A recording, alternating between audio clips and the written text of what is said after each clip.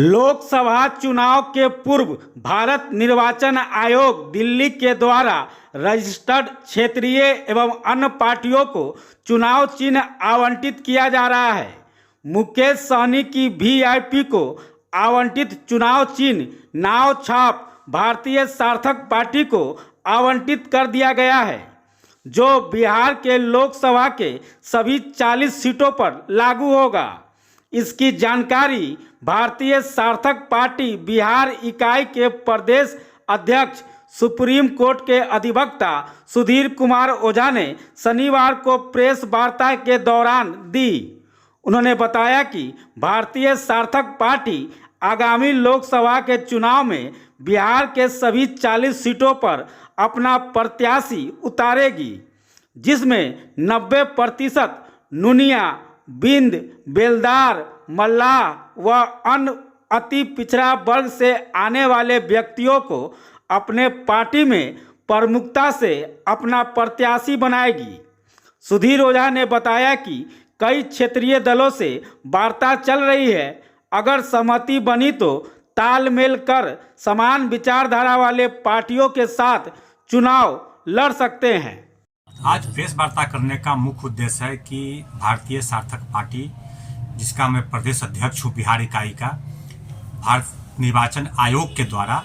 चुनाव चिन्ह नाव छाप आवंटन किया गया है और जो पूर्व में वीआईपी को आवंटित था वह छाप भारतीय सार्थक पार्टी को आवंटन किया गया है और सूबे बिहार के 40 लोकसभा सीटों के लिए यह चुनाव चिन्ह आवंटन किया गया है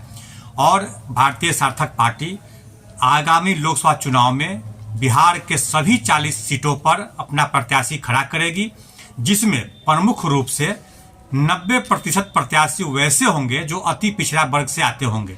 नुनिया, बिंद, बेलदार, मलाह, हजाम और अन्य जो अति पिछड़ा जातियां हैं उनको प्रमुखता दी जाएगी। और इस पार्टी का निर्माण करने का मुख्य उद्देश्य यही है कि अति पिछड़ा वर्ग समाज के लोग जो आज हाशिए पर है और उसका वोट अन्य पार्टी लोग लेते हैं लेकिन उसके हक हकूक को मार रहे हैं, इसके लिए यह पार्टी ने निर्णय किया है कि उसे अगली पंक्ति में कैसे खड़ा हो उसकी लंबी लड़ाई लड़ेगी और SC ST का दर्जा उसे प्राप्त हो इसके लिए लड़ेगी। और यह पार्टी सर्वप्रथम निर्माण होने के बाद ही